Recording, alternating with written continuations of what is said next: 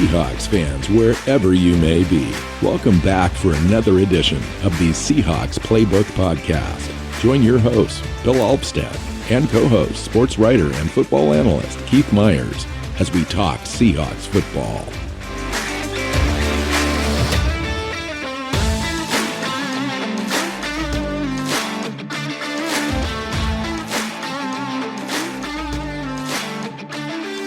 Seahawks fans, welcome back for another edition of the Seahawks Playbook Podcast. I'm your host, Bill Alvstad, here, as usual, with Mr. Keith Myers. Keith, how you doing today? I'm doing good. We're back for another show, and we got a special guest this time. We do have a special guest. Joining us today is Surae Poole from... found him on Twitter, actually, and glad that he could join us on the show. Now, actually, he's a podcaster with the NFL Draft Bible, Sports Illustrated Network, out there doing a show called Inside the War Room. And You're a featured writer on the Fansided Network on a couple different sites. Surae, thank you so much for joining us, giving us a little outside perspective on the Seahawks offseason this year and what we're likely to look at in the draft as well. So thank you for coming on. Well, first, thank you for having me. Excited to talk some football. It's draft season. It's a little weird. The Seahawks don't have a ton of draft capital, but some moves they can make, so it should be interesting. Yeah, great. Keith, how you doing, man? You've been so busy lately. We just recorded a show yesterday, and then we're back on again today. Did you get things done that you needed to get done? No, not at all. Awesome. No. Well, I'm glad you made time to sit down with us. Yeah. So, but hey, that's just the way it is. But let's talk some football. That's what we're here for. Yeah. Well, let's get Surae. What's your background? Like, how'd you get into writing for the Fansided Network, the podcast? What's your deal? What's your story? Well, crazy. I'm only 24 years old, so still getting my degree in broadcast journalism and sports media. But I remember being in high school, and Matt Miller, who used to work at Bleacher Report, who's now over at ESPN, they used to do a thing called NFL Draft 400. They would rank and scout 400 players. So I'd be in class, and instead of doing homework, I'm doing mock drafts on notebook paper, looking at Draft 400 on my cell phone. So I just became a huge NFL draft follower, and then within the past 3 years, I kind of just followed it. So the past 2 seasons really was, I took it a lot more serious, started writing more scouting reports, and just writing was kind of a passion for me. So I decided, to why not try to reach out somewhere and, try and get my foot in the door. So here I am now, writing for a few websites, doing our thing, like you said, with the Sports Illustrated, inside the Word Room. So a hobby kind of just turned into a passion, and hopefully one day it can turn into a full-time job for me. So, yeah. Excellent. Yeah. Awesome. That's great. So, again, thanks for coming on. We're going to get right into it with, I just kind of wanted to get your take a little bit on an outside the Seahawks sphere of taking a look inside of some of the things that we've been doing in the off season. Kind of give us a grade, if you will, as far as some of the moves we've been making, the coaching change right at the top with the offensive coordinator. Like to get that take, first, and then maybe we can get into some of the other stuff that everybody's kind of heard about and interested on that take too. So I think we can all agree it was time for a change, right? And as far as offensive coordinator goes, you bring Waldron in. I don't know a lot about the guy. We talked off air about some of the guys he coached under. You said Shanahan. I know he's never called plays in the regular season. You said some preseason stuff he's done, but just from what I've read, a lot of people, are saying he's bringing in his own scheme. He's bringing in his own plan of offense, which I think is a good thing. I also know that they gave Russell Wilson a lot of say-so in the hire for the offensive coordinator. So obviously his plan must, be very interesting, because Russell wanted the guy to come in. So I'm interested to see what they do. I kind of thought that late in the year, I think the Seahawks offense got just real simple. A lot of teams kind of understood what was going on, right? We take DK Metcalf away. So, and, it's just, they got to get a running game. I know Pete Carroll's old school. He wants to run the ball, but in this new age of offense, everything's about spreading defenses out. So maybe he's going to add a layer of, something to the offense that the Seahawks maybe have lacked a little bit. I know, Lockett and Metcalf all set, records in terms of what they did last year. Tyler Lockett also getting the extension, good for him. But it's time for a change, man. So I'm just hoping that we can see Seattle have a good year. I feel like Russell Wilson, he has, it was his MVP trophy to lose. We can all agree there. And seemed like he started so hot, then the turnovers came and the offense was kind of out of whack. So maybe this, this hire can, kind of light a fire under them. They can get this thing rolling. Yeah, I think that's pretty accurate overall. It's interesting. We started out with Pete Carroll after the first season. We brought in Darrell Bevel as the offensive coordinator, West Coast style offense, where wide receivers are kind of running into space more as far as trying to find openings and creases. And so it really depends on a really nice vibe between the quarterback and the receiver group. It's a little bit more, to learn and master. Then Schottenheimer comes in. It's more of a Eric Coryell type offense, and with some vertical stuff. And it seemed like it was really working. And then you just saw the limitations about halfway through the season. We couldn't adjust. The wheels fell off. We kind of reined it in a little bit and just kind of skated to the end. And it was almost predictable that we were going to be one and done in the playoffs. It was, even though we were a 12-1 team. So yeah, I share your sentiment on the Waldron hire. I think it's going to be a very interesting change and a welcome change. I think Russell Wilson will excel in that type of offense. More of a rhythm thing, get the ball out quick, move the chains, spread them out, like you said, with the outside zone and stuff. Keith, what do you think? Surae, you got a right take there? I think you and I've been through this. I think this is a good hire. I mean, you take all the creativity of that Rams offense under Sean McVay, and then he also worked under Shanahan for a while, and so he brings in from probably the two best offensive minds. That's where his experience comes from, and maybe Sean Payton fits in that two best young offensive minds. How about we go with that? And then, to bring in pieces of that to Russell Wilson and DK Metcalf and Tyler Lockett and the talent they've got. I mean, just hope that a bit of creativity can actually do something. I mean, Schottenheimer is a great quarterback coach, but he's proven now at 3 different stops not to be a guy that you want as your offensive coordinator and play caller. And it's good to have someone who actually, will be able to scheme some guys open and do some more fun things with the talent that's here in Seattle. So Surae, you touched base on the Russell Wilson factor in the hire. After that happened, it seemed like the wheels came off the bus just a little bit. Russell Wilson, as he's known to do in the offseason, kind of goes out on a little press tour, plugs a few different things he's working on, and got stopped by, Dan Patrick on a pretty intimate conversation where he opened up. He says, I don't want to get hit as much anymore. I don't blame him. That seemed like a normal, logical thing to say, but that kind of started the ball rolling as far as Russell Wilson's unhappy. Pete and Russ aren't on the same page. All that kind of chatter, and pretty soon, like a guy like Brandon Marshall comes out and says, "Yeah, I know, Russ. He's not happy, and I bet he wants to move on." And just everything. What is your take, outside looking in, on the organization, how they've handled it, how Russ's camp has handled it, where we ended up? Well, from what I've read, it's just a lot of things I've been reading is that from what I hear, Pete Carroll really doesn't have to answer to anybody, because the ownership situation in Seattle is a little weird from what I read, right? So, I don't really know if you guys want to give me more facts on that, feel free to. But just from what I've read, a lot of people say that he doesn't have to answer to anyone, so he's kind of doing what he wants to do. And I love Pete Carroll, but I kind of do think he's an overrated head coach.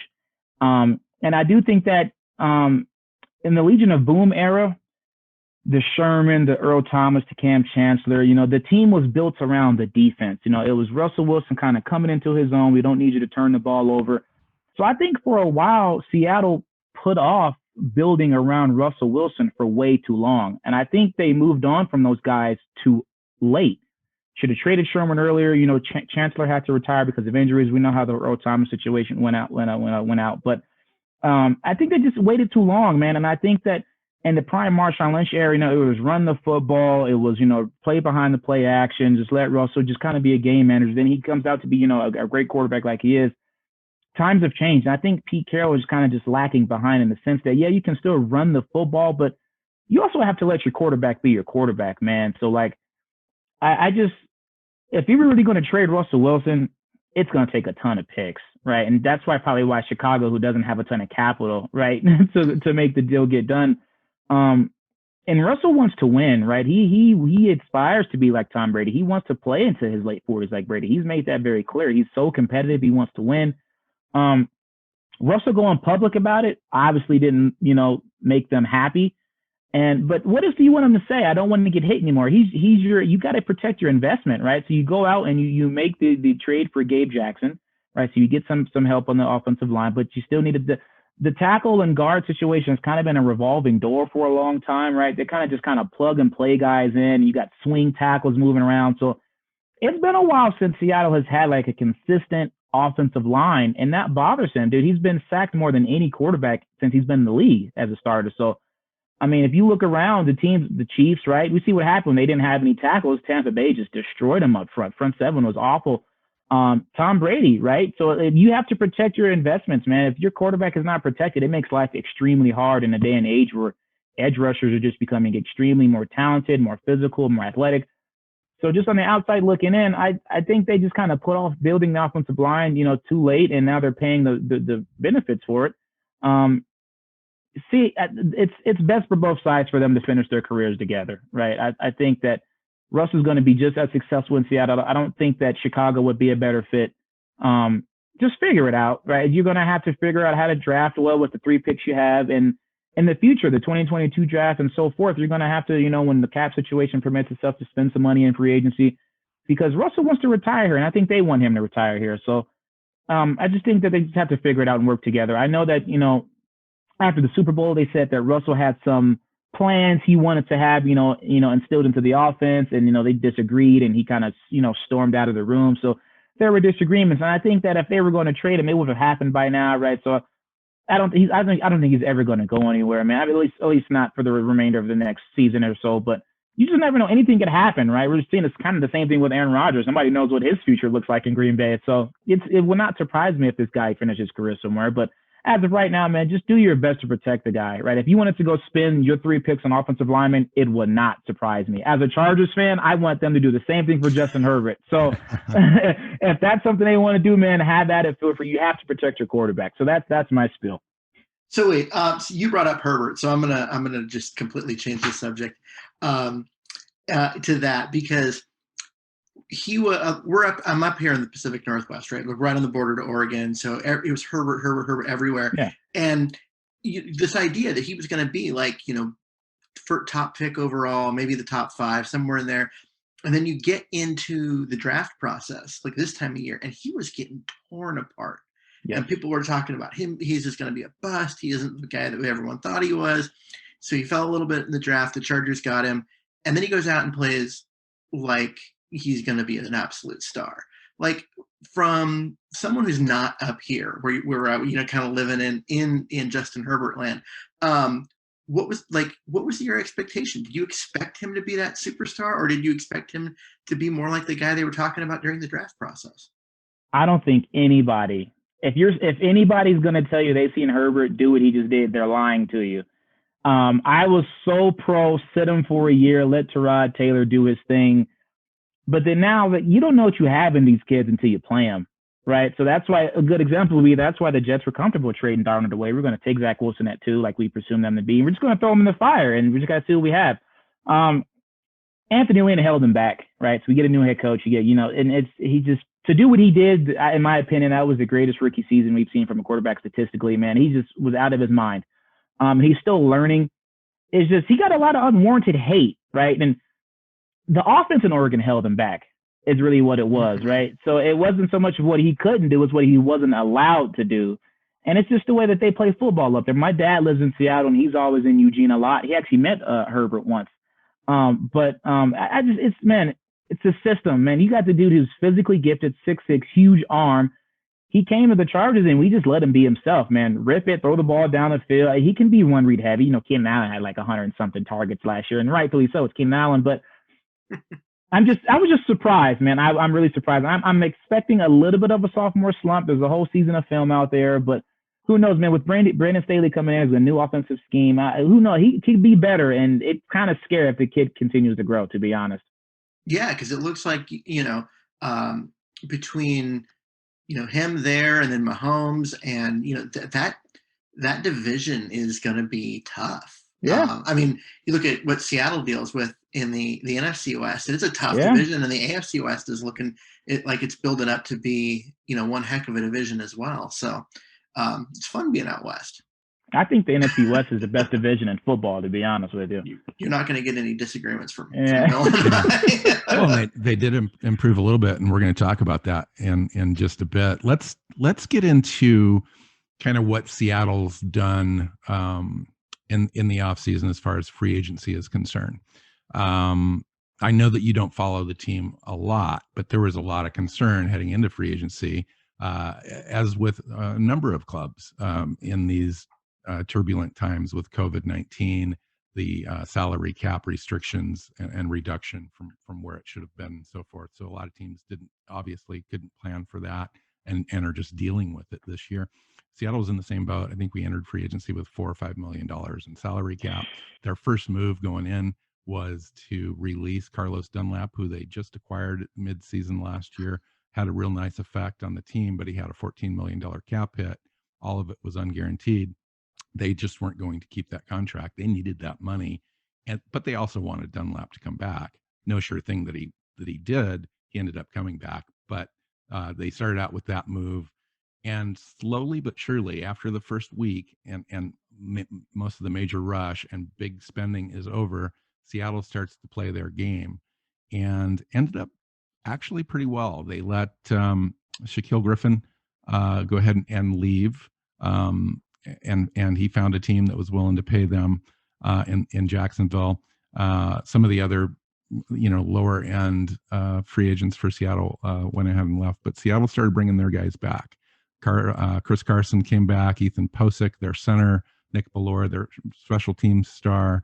And then we made the big trade for Gabe Jackson. You mentioned that earlier. I think that was kind of a key thing for Russell Wilson and for the offense. I think regardless of Russell Wilson, we kind of make a move like that because we needed a left guard.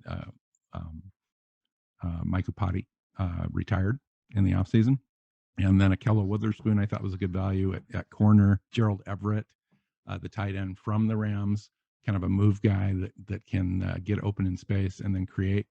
And just kind of want your thoughts generally about those types of moves. Some of the contract signings ended up turning out to be real good value because Seattle, for one of the first times, kind of pushed some money out in some voidable years, took some bonus money up front so that the 2021 cap hits were greatly reduced and allowed them to stay competitive. And the last move that they made is re-signing Tyler Lockett to the extension. So just overall, what do you think?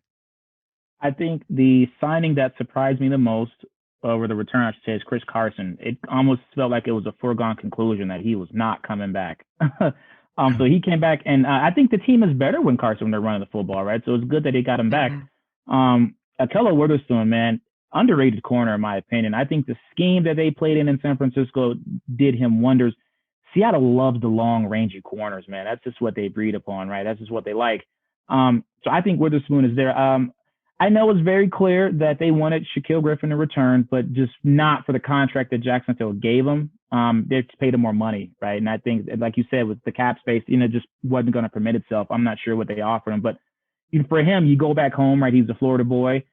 So, I mean, good on your good for him on his contract. Him to a 3-year, $40 million deal, which was, not double what Seattle was willing to do, but, pretty close. I mean, Seattle was probably willing to go somewhere in the 7 to 9 million range, maybe. Yeah.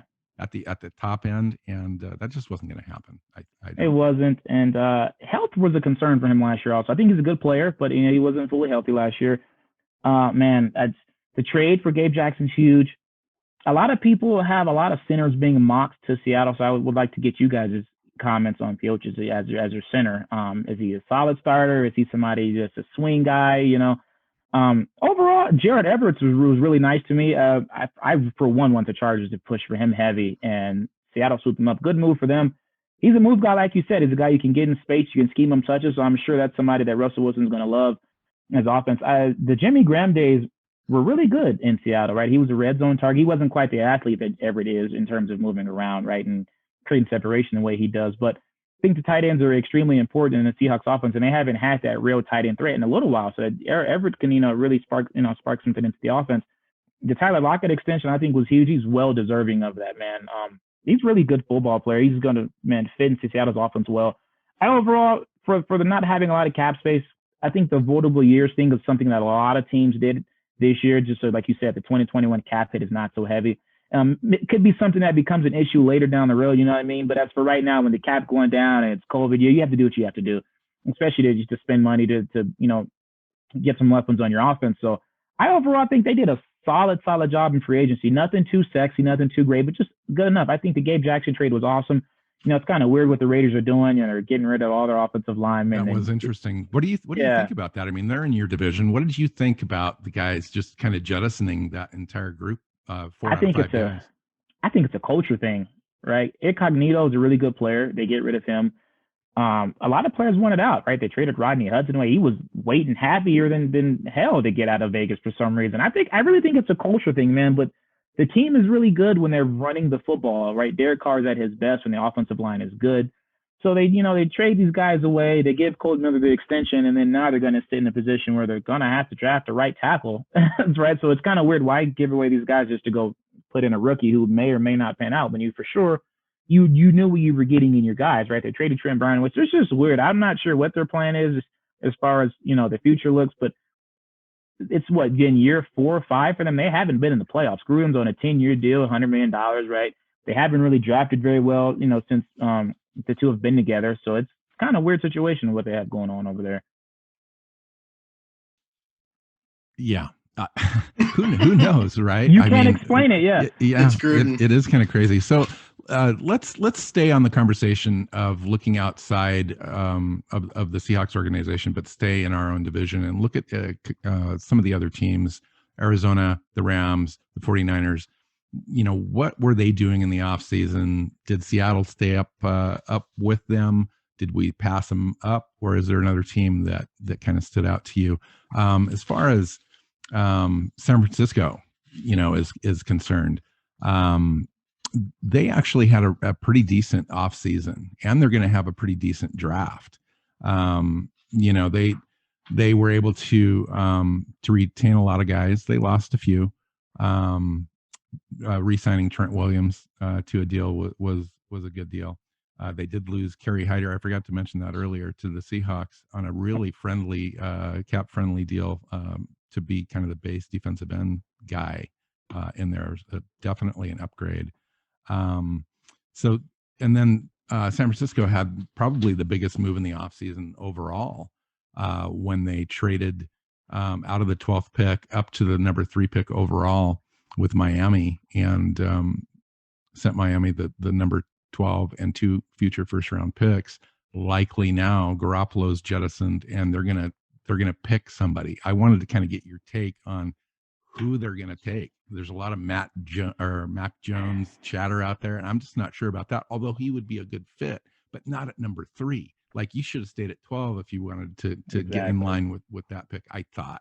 And so now you got to be thinking Trey Lance or Justin Fields, right? Or is there something else that's going on?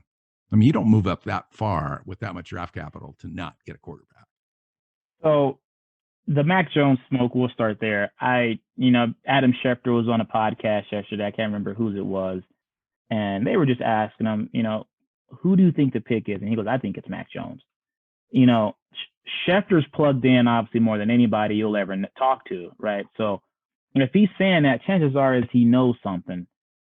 Justin Fields is going to have a second. Right. Justin Fields is going to have a second pro day, and Shanahan and John Lynch will attend that pro day. I know people are all up in arms because Shanahan and Lynch went to the Mac Jones pro day, and the assistant general manager for the San Francisco 49ers was at Justin Fields pro day. This happens all the time. Belichick doesn't go to every, it's the pro day season. So I'm not going to put harp too much on the whole pro day thing, but Mac Jones to me is just going to be a game manager quarterback. And I'm significantly lower on him than a lot of guys because he's limited, right? You can't, in today's NFL, we'll use Russell Wilson as a good example. A lot of Kyler Murray is one too. A lot of guys who are having success in the league, who are, climbing the ladder as good or great quarterbacks, minus Tom Brady, but a lot of them have the ability to create after the play, right? The ability to play out of structure is extremely important in today's NFL. And Mac Jones can't do that. And Kyle Shanahan has made it very clear that he wants a quarterback who can move around a little bit. He's hinted at that multiple times. So it's just really strange to me that, okay, we trade up to 3 for Mac Jones, a guy who doesn't play great out, doesn't make any sense. He doesn't play out of structure very well. His process gets extremely rushed when there's pressure in his face. Yes, he's smart, right? Yes, he's very accurate. He comes from Saving Tree, so he's well coached.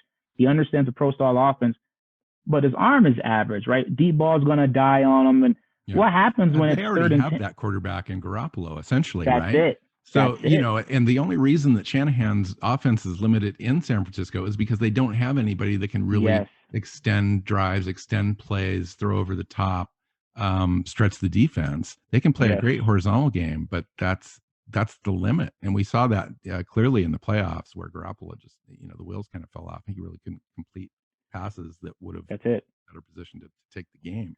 So if you were San Francisco, who would you take in that spot? Justin Fields is my QB2.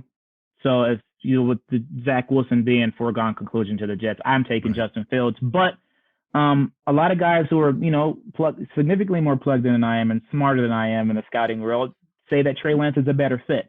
I think they're both great fits, right? I think Trey Lance, has more experience in the pro-style offense just because North Dakota State was more of a pro-style type deal. But, man, in that outside zone type scheme, moving the pocket, play action, I think Fields or Lance would be extremely successful in that offense, man. But they know who they're taking. You don't trade up to number 3 without knowing who you're taking. I totally agree. I think it's a smoke thing. I think it's somebody who wants to trade up for Mac Jones, right? It could be the Falcons who called and said, hey, man, I need you guys to drive up the value on Mac Jones, right? Because now all of a sudden Schefter tweets out, teams are calling the Falcons for the 4th overall pick. That's exactly right. So it's lying season. This is what happens every single year. It's lying season. So I don't think they're going to take Mac Jones because, like you said, it's the same quarterback that's already on the roster. It's Jimmy Garoppolo. That's what that is. You'd essentially be drafting the same guy who you'd be wanting to replace in 4 to 5 years. With the 3rd overall pick, I can't take a limited player like that. That's just my honest opinion. So why is Fields your QB2 over Lance? I want to hear your take on it. Okay, we'll start here. I think the level of competition is worthy of talking about. And it's a huge concern I have with Zach Wilson also. And I think Zach Wilson is a boom or bust prospect. Either he's going to be really good or he's going to be really bad. There's no in between with Zach Wilson. One year really of really great production. Yes. And with Fields, a lot of people like to say, oh, he's a one-read quarterback. Oh, he's staring down his guys. Just take a second and go watch the Ohio State offense, right? It's been simple since way back when. We can go back to the Terrell Pryor, Braxton Miller days. Dude, it's the offense that has been instilled in Ohio State, and it's always going to be like that. It's a simple mesh concept, right? It's a simple offense. They run option routes. 9 times out of 10, it's Ohio State. His number one receiver is open. Who else am I supposed to throw it to if my number one guy is open, right? I'm doing my job. And if you really want to say, oh, he's the one-read quarterback, then go watch Zach Wilson and you tell me what he's doing, because there's plenty of times where he's looking around, oh, nobody's open, Dax Milne, just throw it up, right? So it's the same thing. Fields has shown the ability to play out of structure. He has a strong arm. He's accurate. He's smart. He's mobile. He's tough. He has shown the ability to actually go through his progressions. Go back and watch the Clemson game. He tore that defense apart. And the play, he just tore him apart. So I think that people who are saying he's a one-read quarterback, it's more harping on what his offense asked him to do and not what he's not able to do. I think he's more than capable of going through progressions. That's what I saw up the too. Process. Yeah, speed up the process, right? Play a little faster. I think he can hold the ball too long, right? But it's just he has what I call Deshaun Watson syndrome. If you have watched Deshaun Watson play, which I know you have, I'm going to wait in the pocket, and Dak Prescott does it sometimes too. I'm going to hold the ball at the last second, and I'm going to make my move. And Russell Wilson does the same thing. It's the nature of wanting to be competitive and make a play. It just is. Yes, that's just what it is. So, I asked that question because when I scouted Fields, the first thing I noticed was that in almost every game, the talent of his weapons was way better than the talent of the defense. Yes. And it just made everything so easy. And I was like, that's not going to be true at the NFL. And it wasn't anything that he did or didn't do on the tape. It was more of I don't know what he can do or not do, because he was just, that whole offense was like, men among boys. Like they were just dominant. And with Trey Lance, like he was that good, but none of his weapons were special. No. I mean, yeah, it's level of competition, but he's throwing to guys that wouldn't even get a scholarship at Ohio State. And so I don't know. I felt like he threw those guys open. He made that thing work, and Fields never had to. So for me, it's about mitigating risk, right? Fields probably has the higher ceiling, but it's more of a risk, lower floor. So I had Lance 2 and Fields 3. Or no, Wilson was in there too. But it's like that group. All three of them are kind of that group. They're close, yeah. I just wanted to get your take on it, because for me, it was more like, I just don't know how good he is, because everyone around him was so much better than anybody. The Clemson game that you brought up, though, is that one is not true in that game, right? And he tore that defense up. That is a very talented defense, and he tore them. So I think honestly that, right, like I hate using this example because it looks so bad now, but when Carson Wentz came out of North Dakota State, right, he played right away. He had an MVP season. He gets hurt. And like the level of competition, and Carson Wentz, his mechanics were awful at North Dakota State, and they're still awful now. It just comes with his game. But Trey Lance throws a mean fastball, has a strong arm. I do think the accuracy comes and goes, and I think that's where Fields edged him out for me, is the accuracy. And it just kind of scares me that we're just gonna throw this kid from North Dakota State in and just start day one. You know what I mean? It's the same with Zach Wilson. I think the jump from BYU is humongous, but at the same time, I can't be a hypocrite on my own word, right? You don't know what you have until you play them. So you have to play these dudes regardless. It worries me that where you go and where you get drafted matters a ton. Culture is important. Coaching is important. So Zach Wilson going to an Adam Gase-less Jets is the best thing that could have ever happened to him. It's the best thing. Well, so Robert Saleh is a really, really good coach. Yes. He really is very good.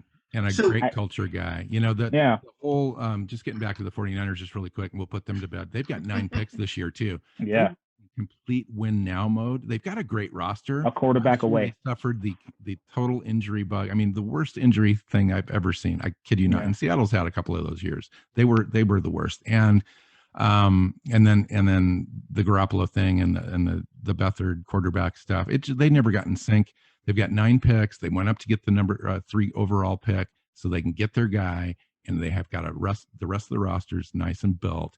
They've got Kyle Shanahan sitting there waiting for that quarterback, and then everything's going to kind of fall into place. I think their roster now lines up to be fairly strong for the next 2 or 3 years while this happens, and it adds to the competition level in the division.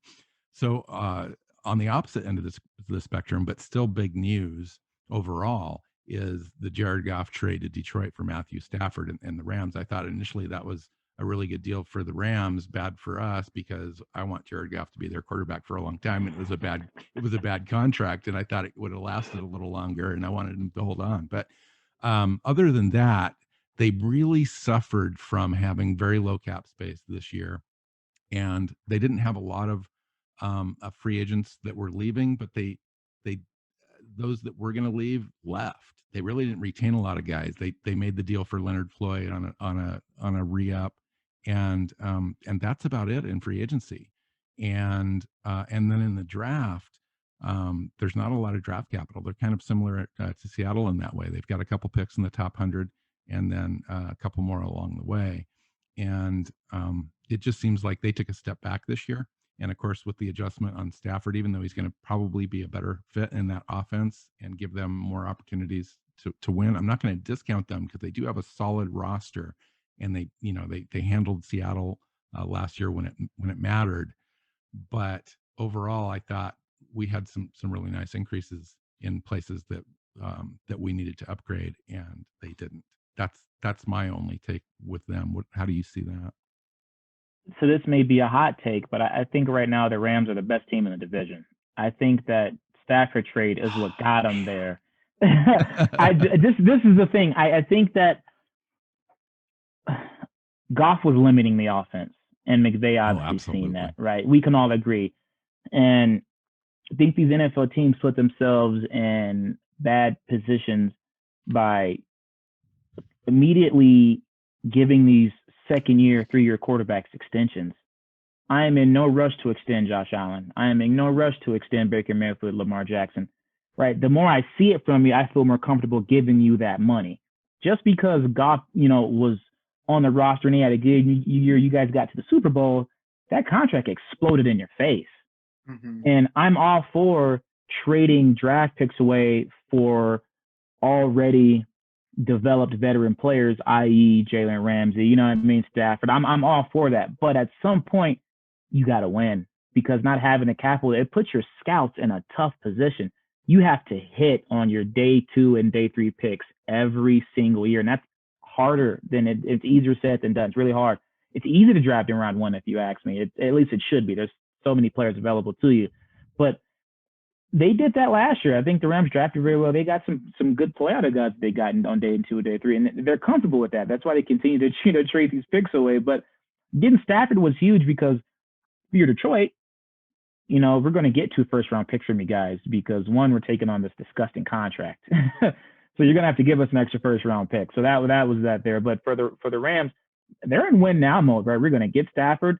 He's going to play out the rest of his deal, and they're going to try to go get it all. That's what's scary about the division, Surae, because I think the entire division is in win-now mode. And normally that doesn't really line up all the time, right? It's one team surges, the other team's trying to catch up. Right now, everyone's kind of in the same boat, including the Arizona Cardinals. They end up picking J.J. Watt up, Malcolm Butler, A.J. Green signed on with them, Rodney Hudson, you mentioned the trade at center from Vegas. They're doing a pretty decent job. I have to say, they've got a plan, and they've been executing the plan. And they got DeAndre Hopkins last year. The whole thing's kind of coming together for them, and they're probably an offensive line away from being very, very competitive, and we'll see what happens. They've got the 16th pick overall and the 49th pick overall. If they want to upgrade their offensive line, they have 2 picks that they can go and do that. Before I give it over to you, Keith, I think that this is a make or break year for Cliff Kingsbury. You've got to get into the playoffs. I agree. I totally agree. If this is a losing season, my man, you're on the hot seat, right? You have no NFL coaching experience. We fired our coach after 1 year. We got rid of Rosen after 1 year. It kind of reminds me of the Cleveland Browns in a sense, in that they built their roster year after year, high draft picks, and then they got a quarterback, and then everyone kind of expected them to take a step forward, and they kind of stayed the same. And last year they finally made it, but it looked like for 2 or 3 years I thought that they were going to make that step, and they just never did. Yeah.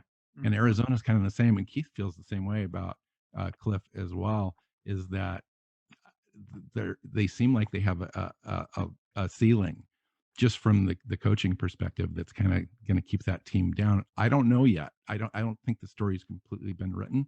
I think this is the year, though. You're right, that team's got to step up. I don't want them to, but if from their perspective, the team's got to step up, because the roster's going to be pretty loaded. Well, and I was just going to ask, your take on Cliff Kingsbury, because this is a guy that just gotten fired at the college ranks for not winning, and took a job as an offensive coordinator, and then Arizona calls and offers him a head coaching job. I'm like, it just seemed like a weird hire. I know they were hiring a scheme, not a coach. Yeah. And they couldn't have gotten someone who actually looked like he knew how to be a head coach and have the scheme. I don't know. It was weird. But has he shown anything to you since getting to Arizona that makes you think he's going to be successful? Other than knowing Kyler Murray since he was a high school kid, and they've both been running the air raid offense since they've been playing football or coaching football, that's it, right? He's still learning how to be a head coach in terms of clock management.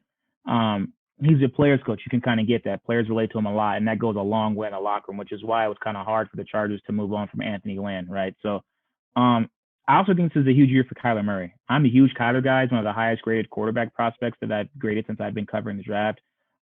He's got to develop as a passer, because the arm talent is there, but I think the intermediate throws and the layer throws, that's something he's just still not comfortable yet doing. And it's the air raid offense, man. How successful has the air raid ever been in NFL?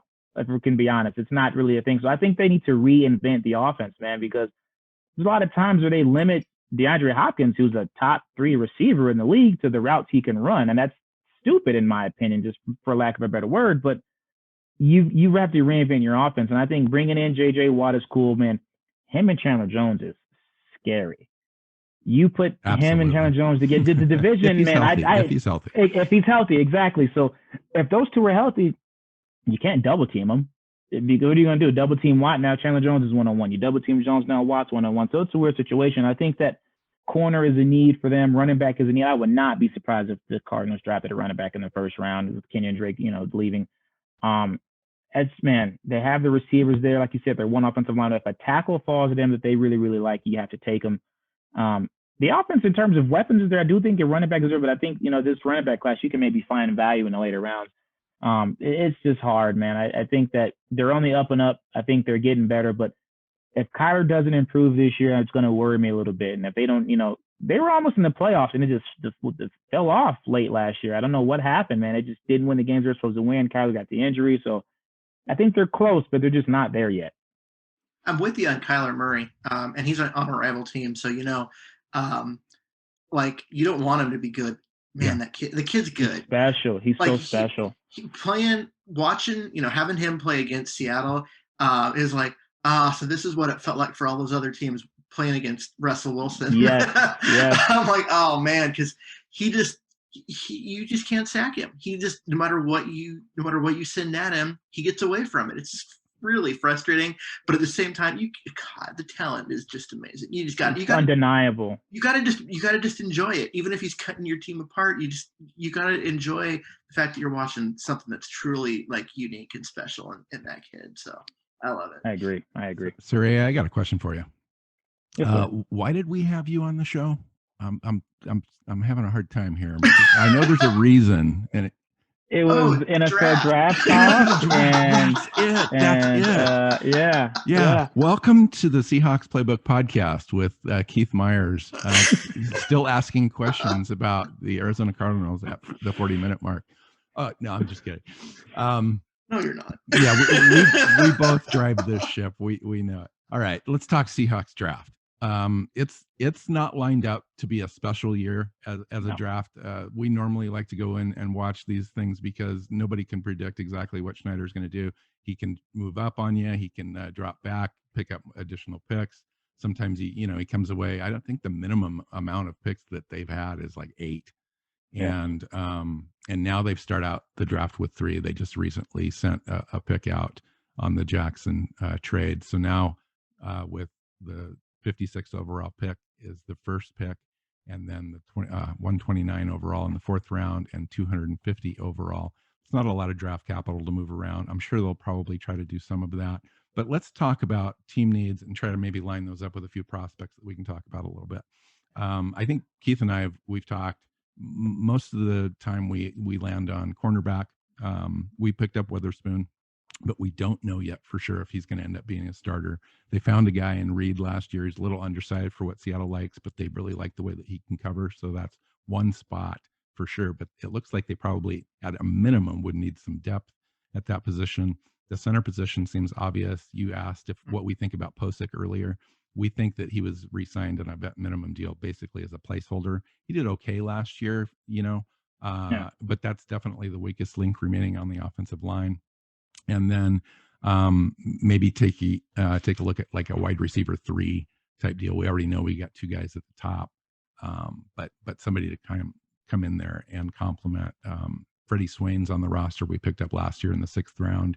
We don't know yet quite what we have with him, if he can be that reliable guy in that 3rd wide receiver spot. But we know Shane Waldron's going to want to toss the ball around a little bit, especially to receivers in space.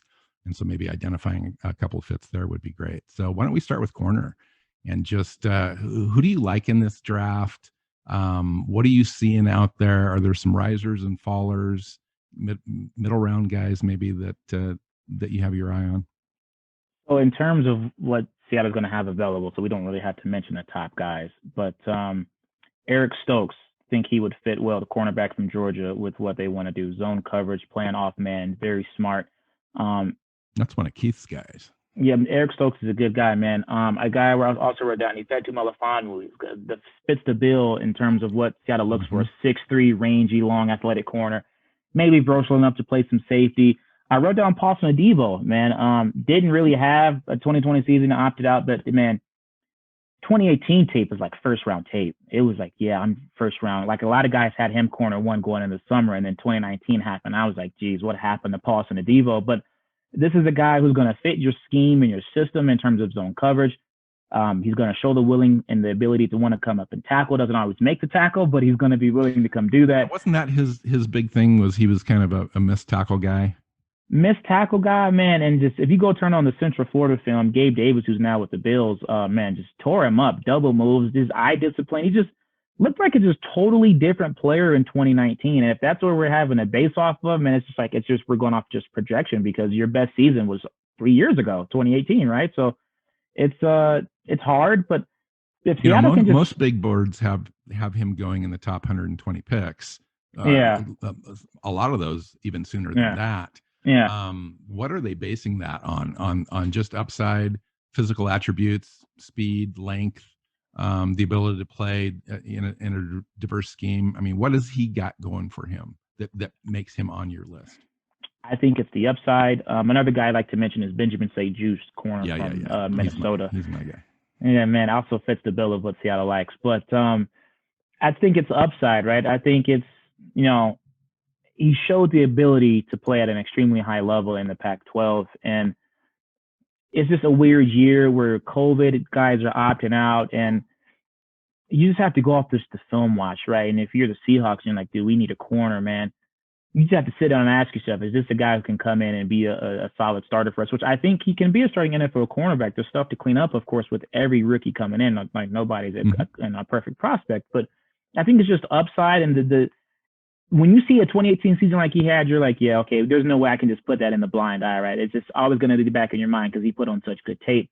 So I think that's what it is. I think it's upside, but I think you're banking on upside with all prospects, right? You always want to think about what they bring to the table and what they can bring to your team. So I think Adebo would be a really, really good fit for Seattle.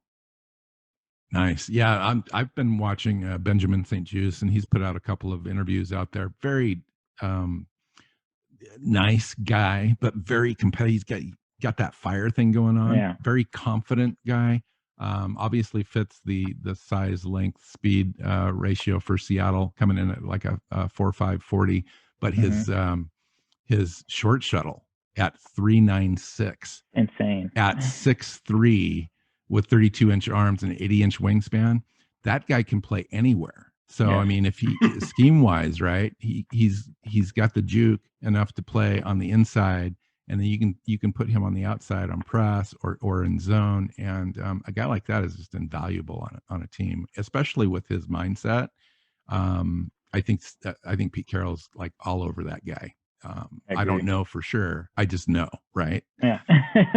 How about center? This is one of those things that kind of ties back into the Russell Wilson deal, where we thought they would go into free agency and possibly upgrade center. We thought it probably was more likely they'd try to do guard, but then stuff started flying off the board. Seattle was in a couple deals. They didn't get them.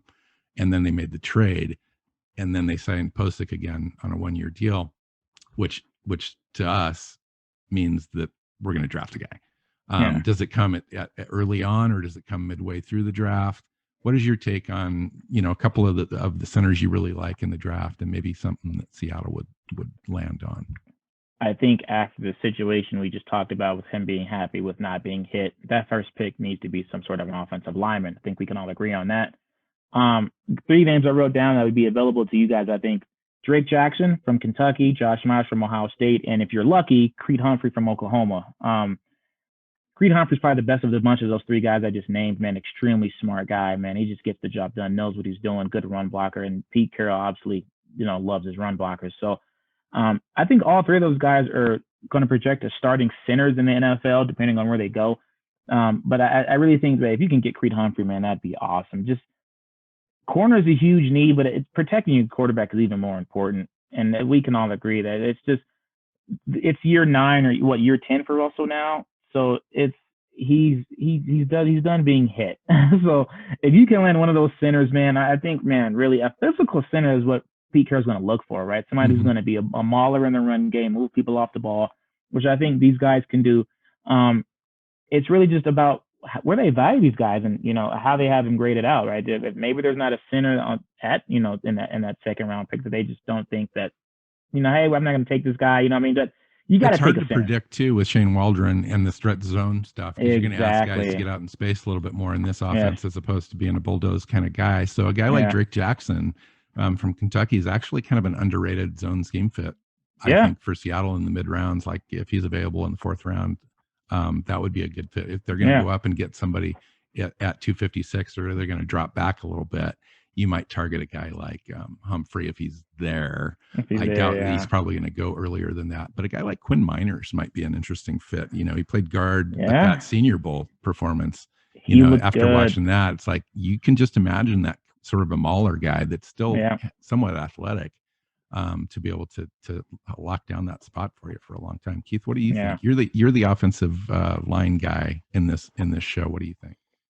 Well, I like Myers from Ohio State, not just because he's got a good last name, but so wait for Poole to get that joke.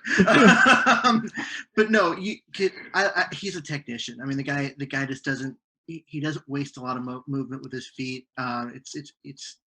It's there. I think he's going to be a really good one at the next level. I know you like Miners. I think he is a high. I really like Josh Myers as well. I think that he's probably the second best true center in the draft. I really do. I mean, you take a look at Dickerson, you take a look at Humphrey. Dickerson, the injury thing, and then the 1 year experience at Alabama. I know he was awesome, but nonetheless, I think Josh Myers proven consistently that he's definitely getting the job done. I would feel more confident putting him in there as a day one starter, I think. Yeah. And then, I didn't think about Humphrey, mainly just because I didn't expect him to be available. I see him going, early 40s. Seattle doesn't pick till 56. So I'm that's true. So for me, I'd be like, if he drops and he's there and Seattle doesn't pick him, I'll be pissed. But I just don't expect him to be there. That's why I kind of focused in on Myers, is I think that he's going to be, because he's going to be that 3rd center off the board, and that'll be in that range in the 50s. So I think he's going to be available there. But man, if a guy like Humphreys drops, go get him. You have no choice. The cool thing about the draft is it kind of lines up for the positions that Seattle's looking at. Cornerback, the centers, the interior offensive linemen are fairly deep up through the 5th round in this draft. The same thing can be said for the wide receiver group. This, to me, is probably the best wide receiver groups in, what do you think, at least 3 years, since 2017, easy, where it's just loaded from top to bottom, I think, of guys that can come in and at least be very good rotational guys. And that's kind of what I think that we're looking for in this draft. After signing Tyler Lockett to the extension, we're no longer in the need for a draft hedge on that sort of a situation. But you could get a guy that's similar to Lockett because it works well with the offense that we're going to put in. But just looking at some guys in probably the mid-round range or in that last pick that come in and develop, you're not going to probably get your number 3 guy in the 7th round, but maybe that 4th round guy. There's still some guys there that could really have an impact on the roster, especially maybe in special teams, the return game, all that kind of stuff. Just if you've got a couple names. Oh man, that's tough because this class is so loaded. But I like De'Ami Brown from North Carolina a lot. Daz Newsome as well.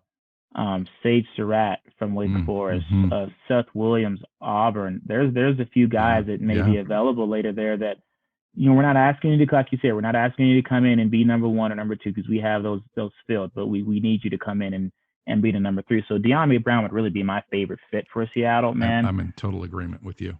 He's fun, and he's going to attack space. He's going to take the top off of a defense. He's going to make plays with the football in his hand. He wasn't asked. Their offense in North Carolina was weird, man. The route trees they were asked to run, it was just so odd. But like you said, with the new offense coming in with Waldron, I think that De'Ami Brown would fit so well with what they want to do. Russell Wilson would love that guy as a target. And it's just kind of a different mold of receiver that they haven't had in a while. DK Metcalf, your number one, you're in terms of size and speed, it's kind of like your Calvin Johnson prototype. And you have your Tyler Lockett, your efficient route runner. I'm looking for, a guy to get open on 3rd and 5 and going to Tyler Lockett. You know what I mean? So De'Ami Brown is going to take the top off the defense, right? He's going to, short to intermediate areas. He just kind of can do it all, man. So I think De'Ami Brown would be my go-to guy in the later rounds if he's there if I was Seattle. Nice. I like that. Yeah. I mean, you're right. You could name like a dozen receivers in rounds 3 through 5 or 2 through 5 that would be guys that you would feel comfortable with, guys that have a little bit of size, length, some speed, that would fit into that mold of being a second or third receiver. You start him out at number 3 or 4, and the guy, progresses and moves up and eventually can be a guy there for you as one of your 2 guys eventually. Tylan Wallace is another guy that kind of fits that mold. Josh Palmer's rising up, a smaller guy, but just takes the top off the defense. Like you said, is Dwayne Eskridge, who's built for speed and gives you some options in the return game. He's 25 years old. How do you feel about Eskridge? I mean, it doesn't bother me. We already have one of those guys on our roster that's never played it down as a rookie, and he's close to retirement already, is our joke. Yeah. So John Ursula was drafted. I think he was 26. He was 25, but I think he played his first NFL down at 26. But at least you only expel a 7th round pick for a guy like that. But when you draft up higher, you're definitely going to want a younger prospect and a guy that can give you, maybe a couple contracts would be nice. Keith, what are your thoughts overall on the draft and the process and maybe the strategy that Seattle has? Well, I'm actually not looking for if I'm at the Seahawks and looking at wide receiver, I'm not actually looking for take the top off the defense guy. If one's sitting there, you always take. You can never say no to speed, right? But you've got between Lockett and Metcalf, you've got 2 of the fastest guys that'll be on the field in any game. What they don't have that Waldron had in St. Louis, LA with the Rams. How about, I picked the right city. That's just went in the Wayback Machine. Yeah. I'm not showing my age or anything. No. So what he had that Seattle doesn't have on the roster is Cooper Kupp. Route runner. A route runner with size that is basically your big slot and big possession guy. Yep. Yeah. And I those guys, they're typically not special and they fall and you can get them mid to late. So maybe they get a guy like that in the 5th or 6th round that everyone's like, he's not whatever. And then he comes in and puts up monster numbers because it fits the scheme. And so it's kind of why I'm looking at center early and with that first pick, trying to get a cornerback in the mid rounds and then somewhere later in the draft, like go get your wide receiver, but go get one that fits the scheme that gives you some positional versatility, because right now they lack that guy. So, yeah, interesting. A guy like Shea Smith is a little small, but he's a great possession guy, a little shifty.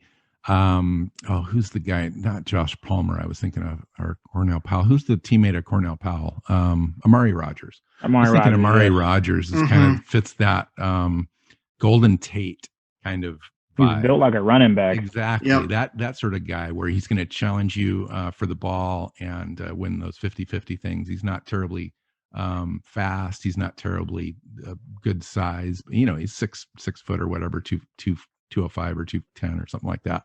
But a guy that just knows how to run routes and a guy that just can catch the ball in a contested situation and knows what to do with the ball in open space, which I think is going to be the key in this offense and the key in what they might identify in this draft. So, that's it. That's a wrap. I think that we talked about a ton of stuff today. I was just kind of surprised how long we stayed with all that off-season stuff. And we kind of blew through the draft stuff. We'll have to have you back on to talk draft stuff. Maybe after the draft, we get you on and hear what you've got to say about what Seattle did and all that kind of stuff. But it was a pleasure talking to you. Yeah, having you great. on, Thanks sharing for coming your on. perspective. It was outstanding. So thank you. Thank you for having me on. I truly appreciate it, guys. So where can we find you? out there in the interwebs? Well, if you would like to follow me on Twitter, my Twitter name is @Surae_Poole. If you want to put that in your description or whatever, spell it out for you, whatever you guys want to do. Yeah, it doesn't matter. I'll definitely do that.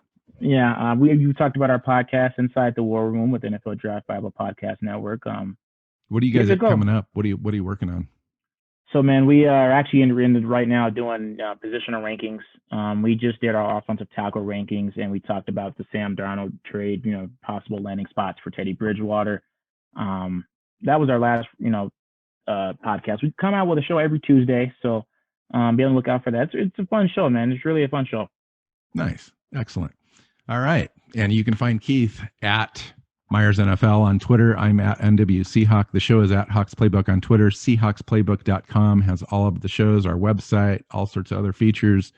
Go out and find your favorite podcast app and subscribe on YouTube. We're on iHeartRadio, Stitcher, Spotify, everything that you can. Everywhere. We just got listed on Amazon Podcasts as well. So it was great having you. Let's get this thing out and promote it. And thank you again for coming on. Next show, Keith and I are back on the prospect wagon where we're talking about linebackers and safeties as we lead up to the draft. So don't miss that show.